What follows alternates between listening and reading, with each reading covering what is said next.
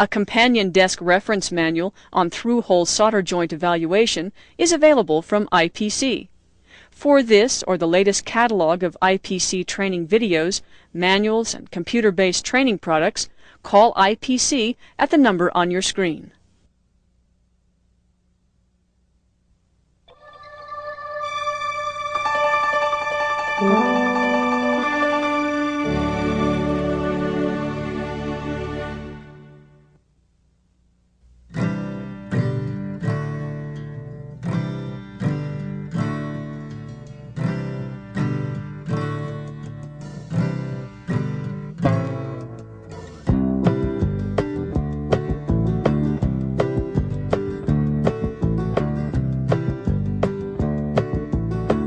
Every day we rely more and more on electronics in our lives to entertain us, protect us, help us learn quicker, work better, and play harder. We rely on these products to work when we need them to. And when they don't, we may be more than just inconvenienced. Electronic assemblies are the heart of all electronic products, and to work properly, they must be designed correctly and built correctly, using the right components and the right process. At the heart of the electronic assembly is the solder joint, which connects every component to the printed wiring board. The solder joint makes the critical electrical and mechanical link between the component and the printed wiring board. It is essential that this link is reliable.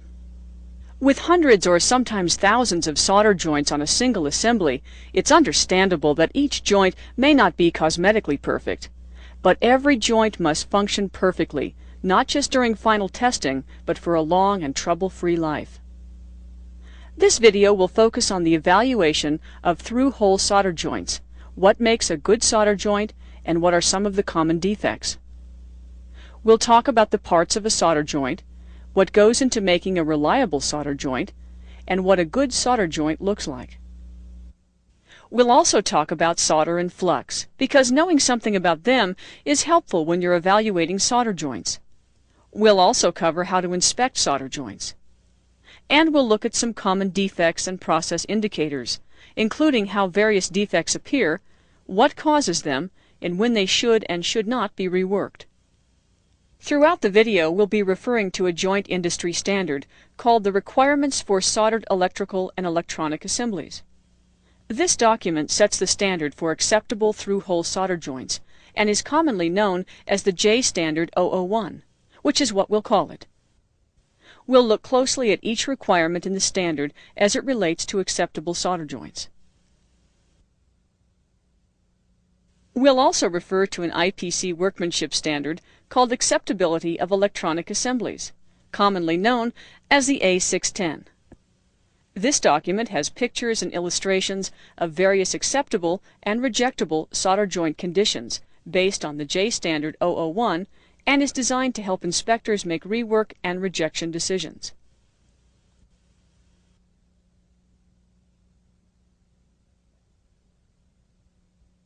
Let's begin by looking at the parts of a through-hole solder joint. The first part is the through-hole itself. A through-hole is drilled through the printed wiring board, or PWB for short, during the manufacturing process and is plated. First with copper, and then usually tin lead. The tin lead platings are there to give us a strong, reliable place to solder the component, a place that's made of metals which are similar to the solder used to attach the component. This brings us to the next part of the through-hole solder joint, the component lead. Components are placed on the PWB manually or by automatic insertion machines. Either way, the leads are trimmed to the correct length. This length is important. The remaining lead must be long enough so that the end of the lead can still be seen after the joint has been soldered. The J Standard 001 says the outline of the lead or wire shall be discernible in the solder fillet. After the lead is trimmed, it may be clinched or bent over to hold the component in place during the rest of the assembly process. You'll usually see two types of clinched leads, partially clinched and fully clinched. As you just saw, the trimmed and clinched lead must be visible in the solder joint, but it can't be so long that it violates the minimum spacing requirement to a nearby land or conductor. The minimum spacing requirement for each assembly you handle will be part of your company's specification for that product. The last part of the solder joint is the solder itself. Most solder joints are made with eutectic solder, which is composed of 63% tin and 37% lead. Eutectic simply means that the solder melts at a low temperature. Through-hole solder joints made from this type of solder should look smooth with a shiny to satin luster. This means that the solder cooled at the correct rate and was not moved or disturbed during cooling. There are special solders, soldering processes and components which may produce dull, matte, gray, or grainy-looking solder joints that would usually be considered suspect but are normal for these materials or processes. Your company will inform you if these special circumstances apply to assemblies you'll be evaluating. Through-hole solder joints are almost always soldered from the side where the component lead is clipped, whether hand-soldered or wave-soldered. This side is called the source side of the solder joint because the solder begins flowing from here. We also refer to the source side as the secondary side or the bottom of the board. The top of the board is where the components sit. This side of the solder joint is called the destination side because this is where the solder ends up during the soldering process. The top of the board is also called the primary side. The effect that causes solder to flow uphill during wave soldering from the bottom of the through hole to the top is called capillary attraction. Capillary attraction is the force that makes solder cling to the component lead in the wall of the plated through hole. This force is so strong it will cause the solder to raise up through the hole, even though gravity is pulling down on it. Gravity will normally pull solder down like this water. But notice how water will move up when it comes into contact with this sponge. That wicking action is caused by capillary attraction. Like the water, solder will wick up the plated through hole and the component lead until it reaches the top of the hole. It will usually continue to wick even a bit further up the component lead.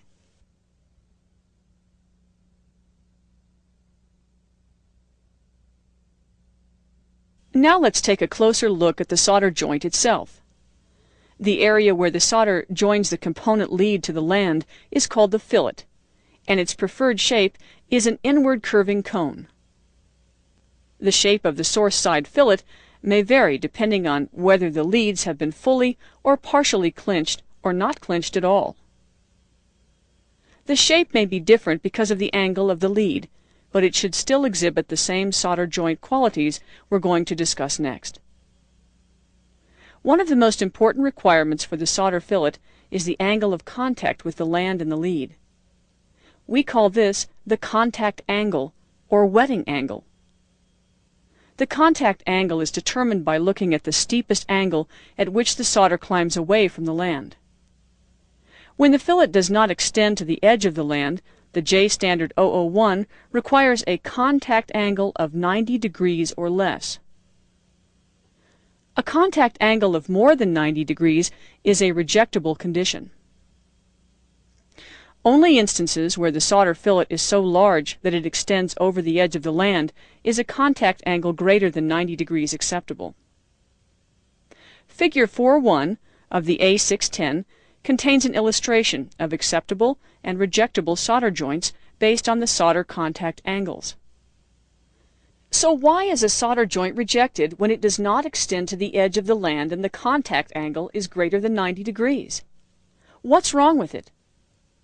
The A610 says that this condition reveals a solder joint which shows evidence of non-wetting or de-wetting. The term wetting describes a key part of through-hole solder joint evaluation. Wetting is defined as the ability of a surface to hold a smooth, unbroken film of liquid. A good solder joint covers or wets the entire surface in a smooth, even layer.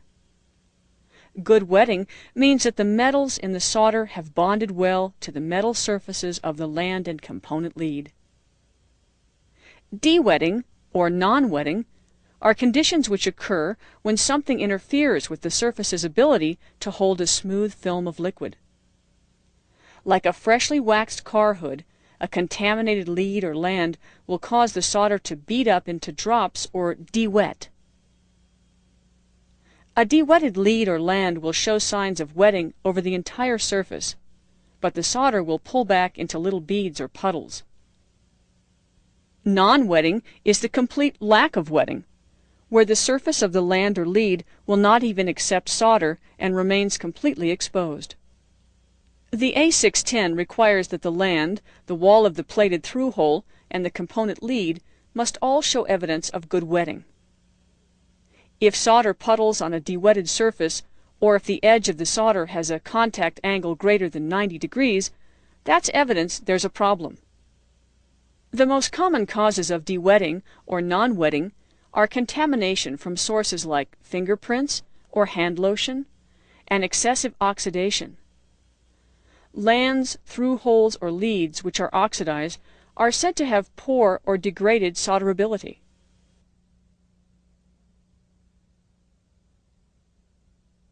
So before we talk about the minimum acceptable conditions for wetting and the solder fillet, let's look a little deeper into solderability and the role flux plays in creating a good solder joint. As we just heard, contamination and oxidation are the chief causes of wetting problems on the surfaces of a solder joint. The correct use of flux is vital in both wave and hand soldering to ensure good solderability. Flux is used to remove light metal oxides from the surfaces to be soldered and to prevent reoxidation during the soldering process. Notice how this copper penny changes color when it's heated. That's oxidation, and those oxides can cause de-wetting and non-wetting. Flux removes those oxides, preparing the surfaces for soldering. In most cases, it's important to use flux immediately before soldering, and it's equally important to remove flux immediately after soldering, or the flux itself can become a source of contamination.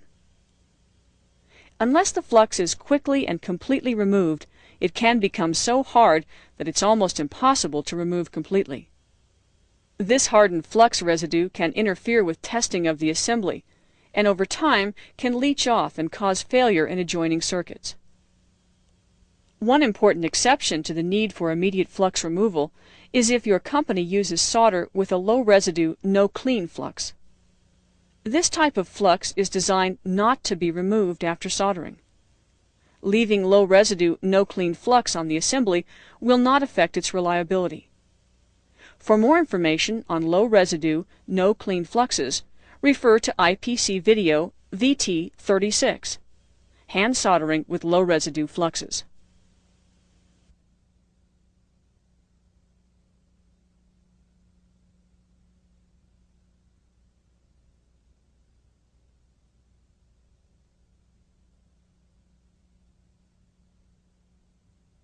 As we've seen, two important aspects of a through-hole solder joint are the fillet and wetting. The J Standard 001 has established minimum acceptable conditions for solder joints for each of the three classes of electronic assemblies. The J Standard 001 focuses not only on the solder fillet and wetting, but more importantly on the amount of properly wetted solder inside the plated through-hole. So let's look closer at this standard by first defining some of the terms. First, there are 5 criteria, which make up the key part of the plated through-hole standard. These are the various parts of the solder joint, wetting of the lead or size of the fillet for instance, which together make up a good or bad solder joint. Minimum acceptable conditions is the least or minimum condition which will be accepted for each criteria. Anything less than this minimum, or any one of the 5 criteria, will mean the solder joint is not acceptable. Solder joint quality requirements vary depending on the ultimate use of the product. So this standard is broken down into 3 classes. Class 1 covers solder joints for use in consumer products, such as TVs and radios. Class 2 covers commercial products like computers and fax machines, where long-term reliability is desired but not required. Class 3 covers high reliability products like those used in the aerospace industry or for medical equipment. For Class 3 products, long-term reliability is essential. Failure of the product may be life-threatening, or the environment in which the product is used may be harsh. Now let's look at the 5 criteria covered in the standard. The first criterion is circumferential wetting on the solder destination or primary side on both the lead and barrel. This refers to the component lead and the barrel of the through hole on the top or component side of the board, also called the solder destination side. Circumferential wetting means how far around the lead and the barrel wall does the solder wet or connect properly.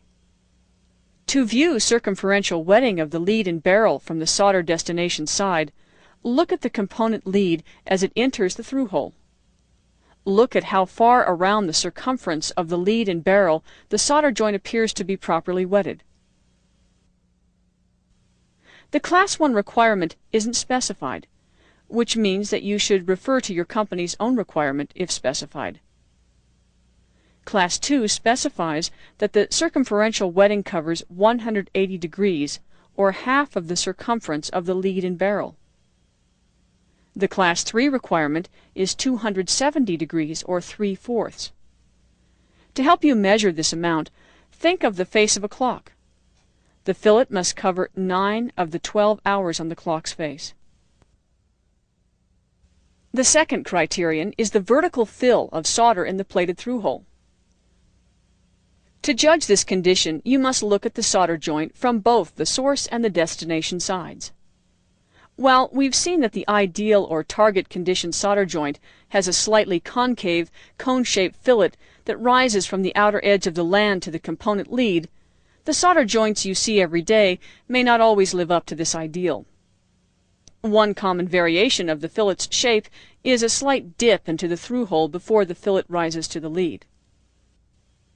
This condition is especially common on the destination side of the board, as gravity can cause the solder to sag into the hole slightly as it solidifies. As long as the solder joint meets all the other requirements for acceptance, some amount of solder depression is allowed. For Classes 2 and 3, about 75% of the total height of the through hole must be filled with solder. Class 1 is not specified, so your own company's requirements are enforced. To calculate the total vertical fill, approximate the unfilled percentages from both the source and destination sides and add them together. Subtract that percentage from 100% to get the total vertical fill. The third criterion is circumferential fillet and wetting, solder source, or secondary side. This refers to how far a correctly wetted and shaped fillet wraps around the land and lead on the source or bottom side of the plated through hole. For Classes 1 and 2, there must be a good fillet and proper wetting for 270 degrees, or 3/4 of the way around the circumference of the land. For Class 3, a proper fillet must extend 330 degrees, or 11/12 of the way around. Again, think of the face of a clock. This time, the fillet must cover all but 1 hour of the clock. The fourth criterion is the percentage of original land area covered with wetted solder on the solder destination side. This item refers to the land on the component side of the board or the solder destination side. What percentage of that land must be covered with wetted solder? You may remember that in wave soldering, as a board passes over the solder wave, solder wicks up through the hole by force of capillary attraction. This force stops at the top of the hole, meaning that oftentimes solder does not actually cover the top land. For this reason, the standard does not require that any percentage of the destination side land be covered with wetted solder, for Classes 1, 2, or 3. As long as there is proper vertical fill in the hole and circumferential wetting in the barrel and on the lead, the solder joint can be structurally and electrically sound without any solder on the top land. The fifth and final part of the J Standard 001 requirement is the percentage of original land area covered with wetted solder on the solder source or secondary side. This refers to the same issue as the previous criterion, except this is for the bottom or source side of the board. Unlike the destination side, the source side of the board is fully immersed in solder. That's why it's called the source side. Whether wave soldered or hand soldered, this land will be in full contact with solder and should show good wetting. All three classes specify that 75% of the source land must be covered with wetted solder to be acceptable.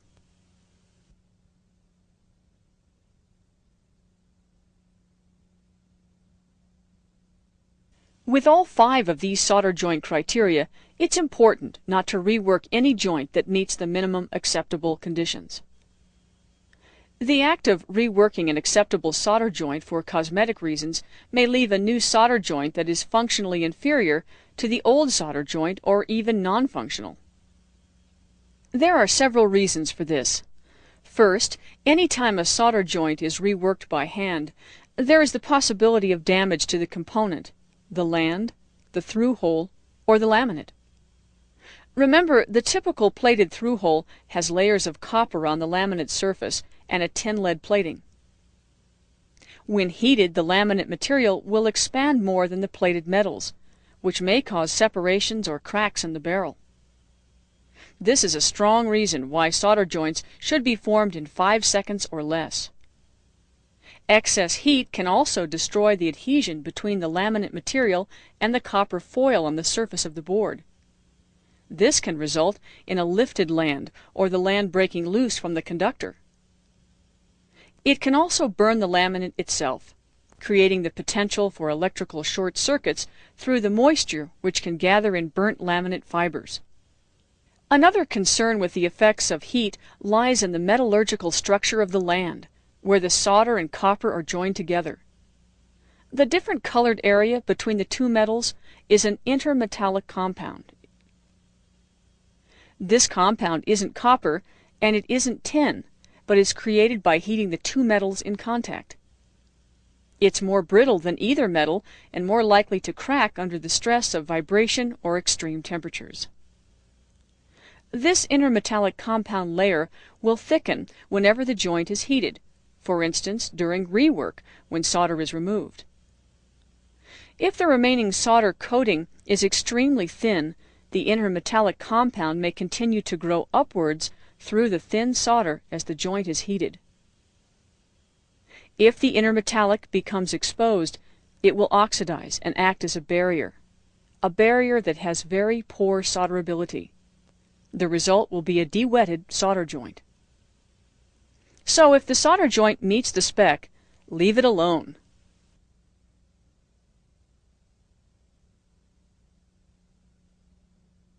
Before we look at all the various solder defect possibilities, let's look briefly at how visual inspection is done.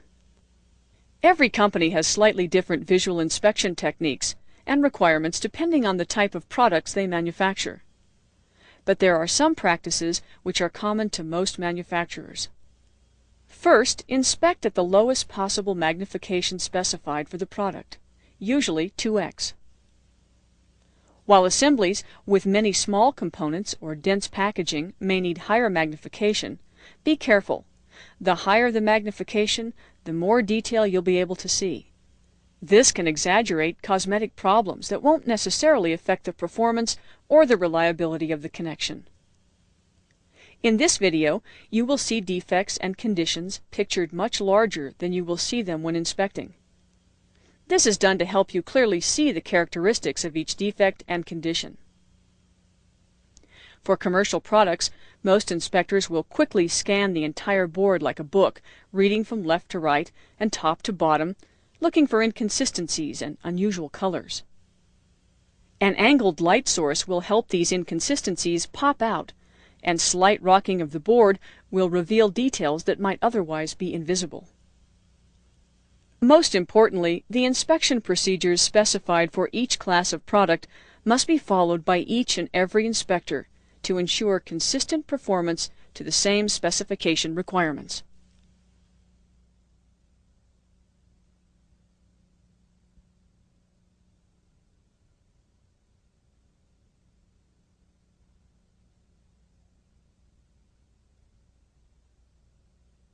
Let's start our examination of solder joint defects with the appearance of the solder itself. As we saw earlier, eutectic solder should usually create smooth, shiny to satin solder joints. Seeing solder joints that aren't smooth with a consistent shiny or satin luster may be a sign of a process problem, perhaps under or overheating, improper cooling, or movement of the component lead during cooling. However, you need to be cautious. First, try and determine if there is an actual defect, or if the solder joint is simply not cosmetically perfect. Don't rework on looks alone. If there appears to have been movement while the solder joint was cooling, causing the solder joint to form badly, it may be a disturbed solder joint. Disturbed solder often looks lumpy and poorly wetted to portions of the lead and the land. Sometimes the solder doesn't get hot enough to melt completely, and it flows into the joint like a paste rather than a liquid. The result is called a cold or non-wetted solder joint. Cold solder joints look a lot like a contaminated or reheated solder joint. Instead of being shiny and smooth, they have a grayish, porous appearance and have poor wetting. It's often difficult to tell the exact cause of a cold or disturbed joint, but if there are only one or two slightly discolored joints on the entire board, and all of the other features of the bad joints look good, the problem may be caused by a contaminated component lead. The J standard 001 states that disturbed or cold solder connections must be considered defects. An entire board covered with poorly wetted, porous solder joints indicates a process problem, which may stem from board or solder contamination, misadjustment of the wave soldering machine, or movement of the board while the solder joints were cooling. Whenever you discover a process problem like this, it's important to give feedback right away so the source of the problem can be quickly found and corrected.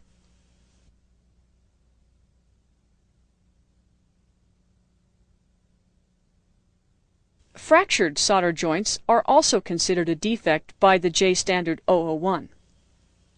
Fractures or cracks may continue to grow from the stresses of heating and cooling as the product is turned on and off. Over time, the crack may grow or contaminants from the air can get inside the crack. Eventually, the flow of electricity through the solder joint will stop. While cracks must be fixed, remember there's a reason for a crack to occur. It takes considerable shock to crack a solder joint, so the discovery of a crack is cause for concern. A crack on a newly built assembly is unusual, so if you find one, you should notify a process engineer. One common reason for fractured solder joints is the physical shock caused by trimming the component lead after soldering. The IPC A610 specifies that solder joints in which leads were trimmed after soldering must be inspected at 10x magnification to ensure that the solder connection has not been damaged. Trimming leads below the top of the solder joint using dull cutters or using a pulling motion when trimming leads are all actions which will produce a damaged or fractured solder joint. Once you've determined the cause of the crack, you may be directed to simply reflow the solder joint or remove the solder from the joint completely and then resolder the joint.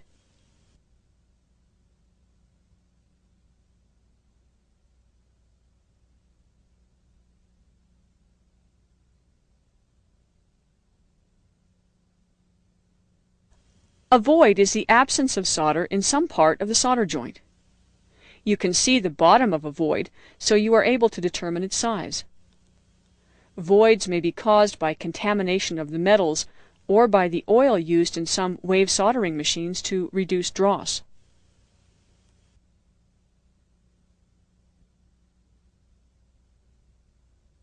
A pinhole is defined as a small hole which is visible on the surface of the solder joint, but which penetrates the solder joint to a void of unknown size. Pinholes can be tricky. Underneath the small visible hole may be a much larger void. If this hidden void is big enough, the joint will be mechanically weak and could fail.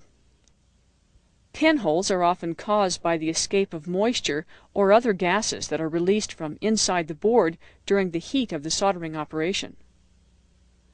The minimum acceptable conditions specified in the J Standard 001 provide some guidelines for evaluating whether a given pinhole or void is rejectable. 3 of the 5 criteria apply to evaluating pinholes or voids. Criterion A specifies the percentage of the topside lead and barrel which must be covered with properly wetted solder. Criterion C specifies the percentage of the bottom side of the solder joint which must be covered with properly wetted solder. Criterion B tells us what percentage of the barrel must be filled with solder. Applying these 3 parts of the standard to the class of assembly you're evaluating will tell you in each case whether or not a solder joint with a pinhole or void should be reworked. Even if a pinhole is not rejectable, widespread pinholes indicate a serious process problem that needs to be reported and solved immediately.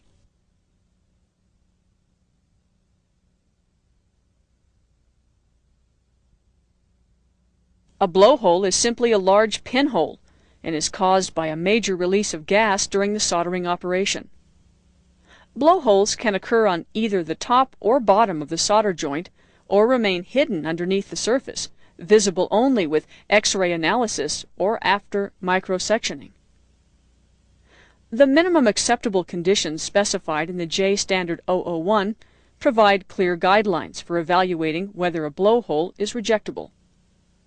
The 3 criteria which specify the percentage of solder visible in the top, bottom, and inside of the through hole, which we applied to pinholes and voids a moment ago, apply here as well. If any one of these conditions are not met, the solder joint must be considered not acceptable.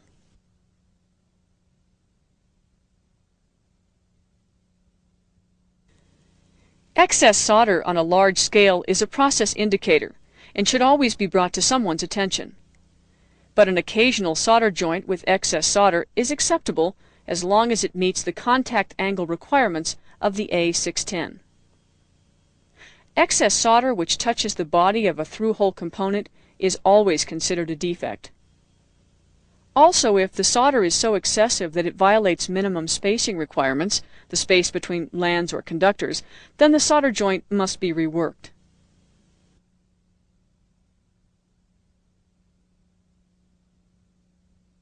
One form of excessive solder is sharp spikes or solder on the lands, the leads, or the conductors, often called icicles. These spikes are typically caused by long leads or fast belt speeds in the wave soldering operation.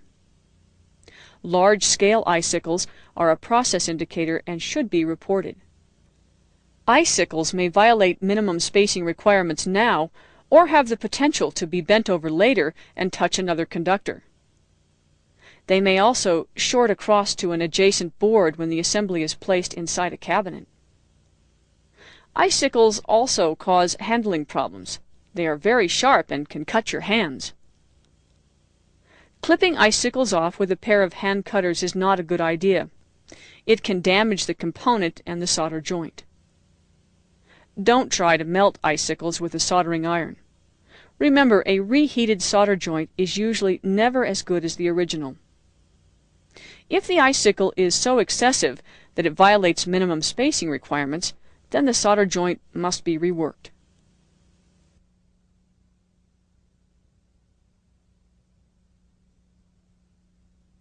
Solder so excessive that it actually spans 2 lands or to a neighboring conductor is called a solder bridge. This condition will cause an electrical short and is considered a defect in all classes by the A610. One common cause of bridges is improperly clinched leads, which allow the fillets to come too close to one another. Solder bridges can also be caused by improper conductor or land design, or from misadjustment of the wave soldering equipment, such as slow belt speed or too high a wave.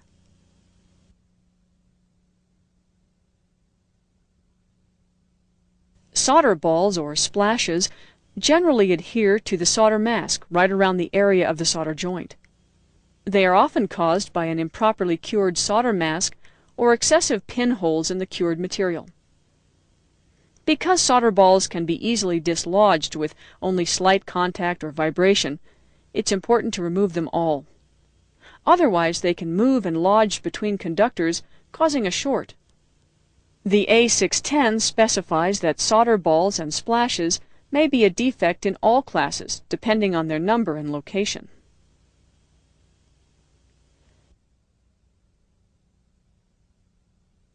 Solder webbing can also be caused by uncured solder mask or improper flux application. Webbing can also cause shorts between lands or conductors and must be removed completely. Solder webbing is considered a defect in all classes by the A610.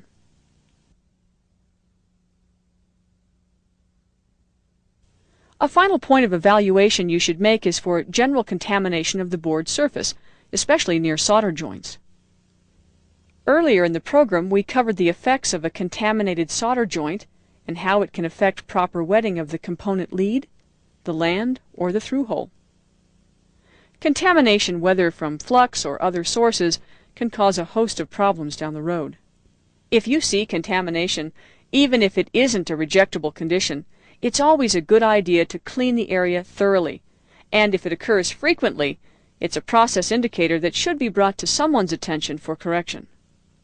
However, it is important that you do not attempt to remove the residue left by low residue, no clean fluxes.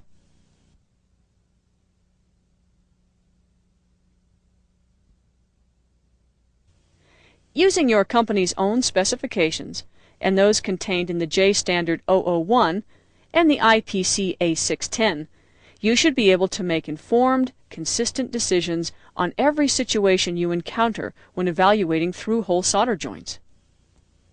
It's important to remember that even though the J Standard 001 specifies minimum acceptable conditions as a certain percentage or so many degrees, it's impossible to measure those conditions exactly. You will find yourself looking at a tiny solder joint and asking, is 75% of this land covered with wetted solder? Or is it 60%?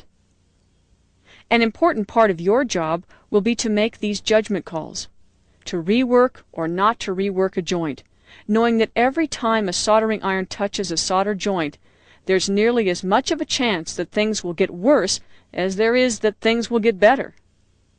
A good rule to work by is innocent unless proven guilty. In other words, treat every solder joint as good unless you can definitely see a defect or condition that requires rework. And whenever you make a decision to rework a solder joint, do it properly. Don't waste your time trying to cover over a defect. That's like trying to paint over a rusted surface. It won't look good after it's finished, and it could easily make the problem worse. The most important thing to remember is that something or someone created every solder joint you see. Occasional isolated problems which fall below spec should simply be fixed. But reoccurring problems usually mean there's a more serious process problem somewhere up the production line. These large-scale process indicator problems should be reported immediately so that corrective measures can be taken. The specifications and standards for solder joints are there to ensure that every assembly which leaves your facility will perform to specification during a long and trouble-free life. You are the judge, and the specifications are the laws you rule by. Make every judgment count.